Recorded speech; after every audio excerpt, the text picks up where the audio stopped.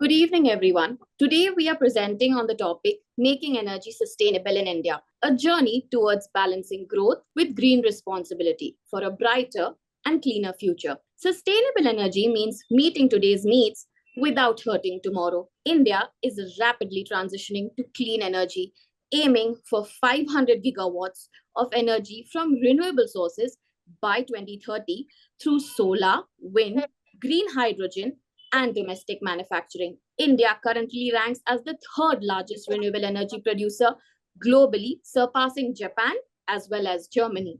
Let's take a closer look at how this major transformation is unfolding. Over to Vibha. In 2014, only about 32% of our total installed capacity came from non-fossil fuels. Fast forward to now, and that number has climbed to 45%, a big jump in just 10 years. A major driver behind this change has been solar energy. India has really embraced power of the sun, literally. Our solar capacity, along with other clean sources like wind and hydro, has grown from 87 gigawatts to an impressive 198 gigawatts. That's more than double. Currently, coal is still the biggest player in India's energy mix, with an installed capacity of around 218 gigawatts of the total 441 gigawatts. It still holds the top spot for now, but it's steadily losing ground. Its share dropped from 60% to below 50% from 2014 to 2025. That's a major shift, especially for a country that has historically relied so heavily on coal to fuel its development. Wind and solar renewable energy have also more than doubled, now making up 32% of total energy, up from just 14% in 2014, highlighting India's accelerating move towards a low carbon future. Neha, over to you.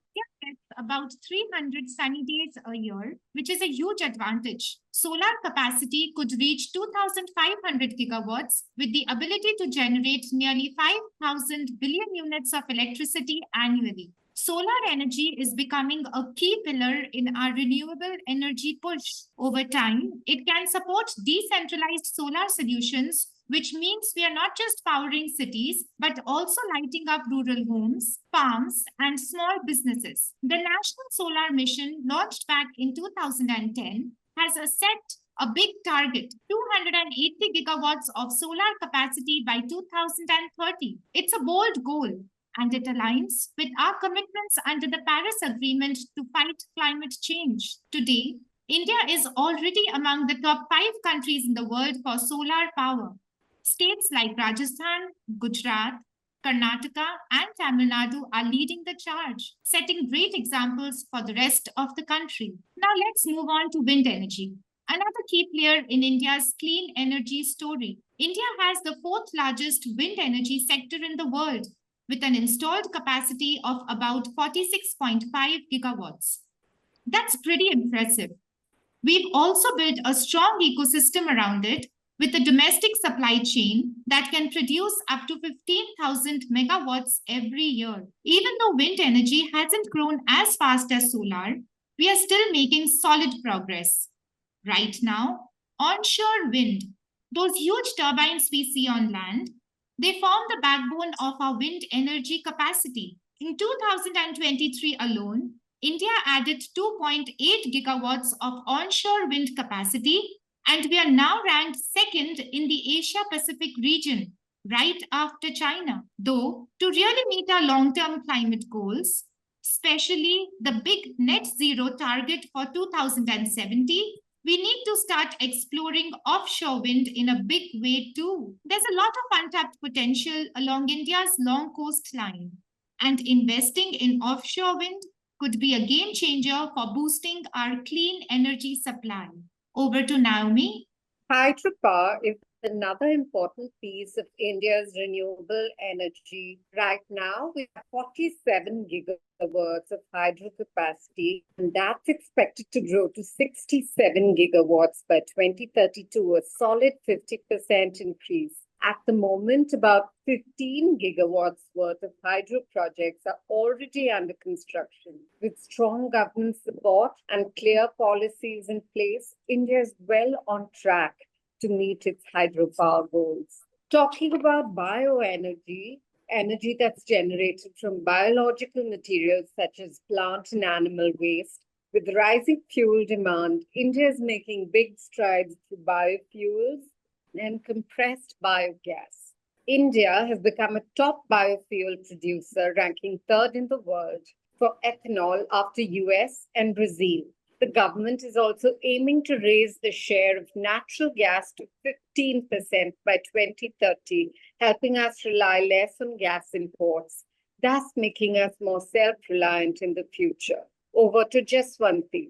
The Indian government is playing a big role in making renewable energy more attractive and accessible.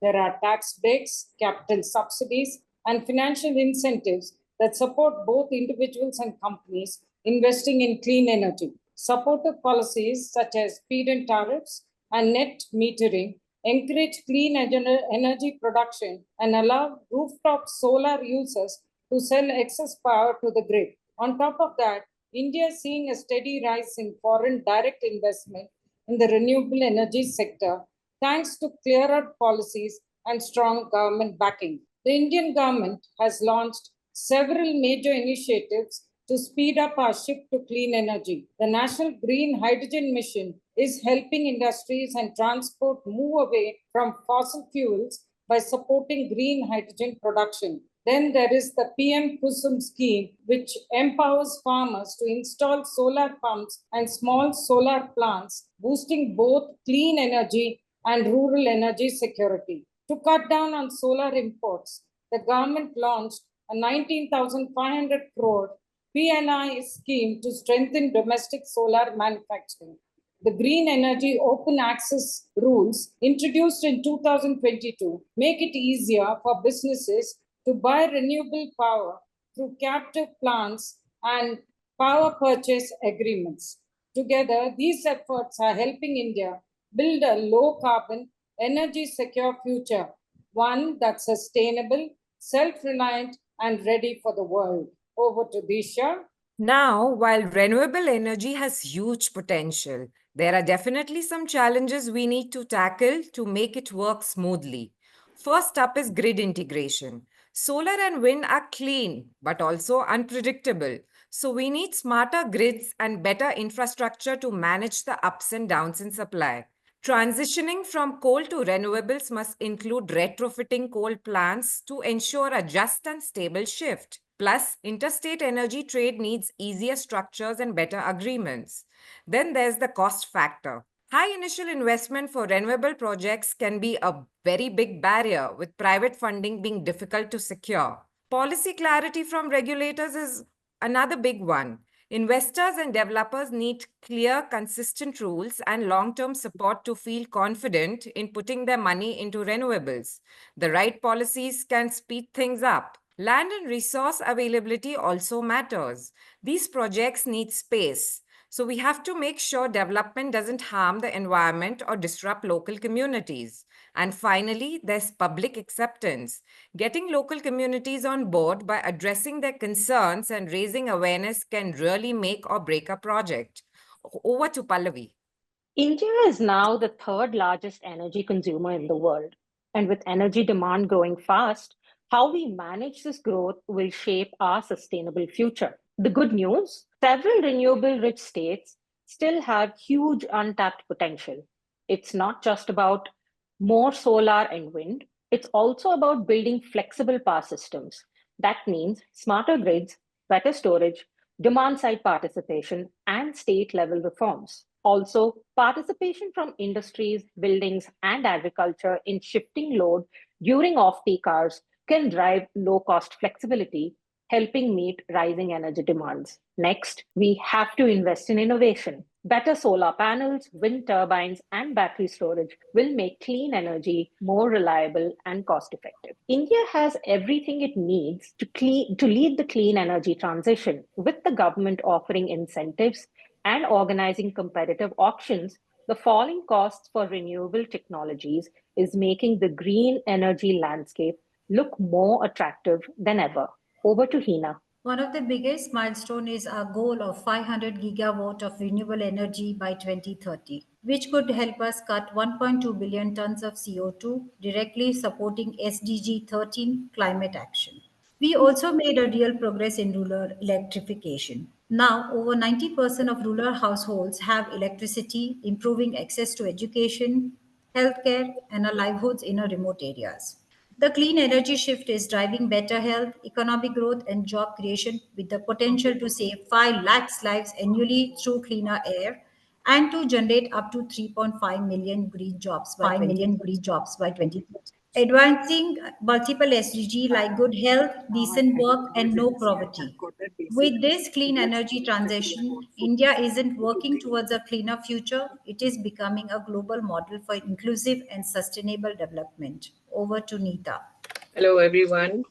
I'm excited to share some remarkable milestones from India's green energy journey. From massive solar parks like Bhadla in Rajasthan and Pavagada in Karnataka to wind projects in Tamil Nadu, real progress is lighting up homes and transforming lives. Leading the way, Gujarat's Kavada Renewable Energy Park is set to become the world's largest, powering over 16 million homes. On the transport front, India's first hydrogen train engine, built by the Integral Coach Factory in Chennai, marks a bold step towards green mobility.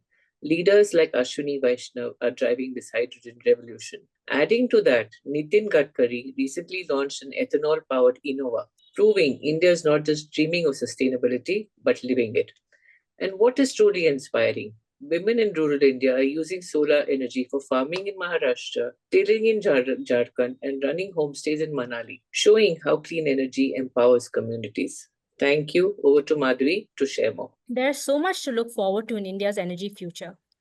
Under the Panch Amrit plan announced at COP26, we've set bold but achievable targets, all working towards net zero by 2070. India currently generates 700 billion kilowatt hours of energy from non-fossil sources, saving 2.5 rupees per unit of energy consumed. This amounts to a saving of 1.75 lakh crore rupees annually. These savings don't yet include benefits like reduced coal imports, improved health, carbon pricing, and water conservation, making the true impact even greater.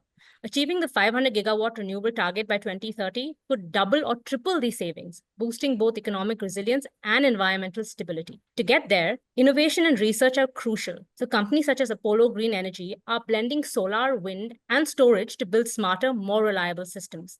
But it's not just about technology. It's also about people. Institutions like Amrita Vishwa Vidyapeetham are empowering rural communities through awareness and hands-on clean energy projects. India is also leading a floating solar with projects like Ramagundam and a massive 600 megawatt plant in Madhya Pradesh.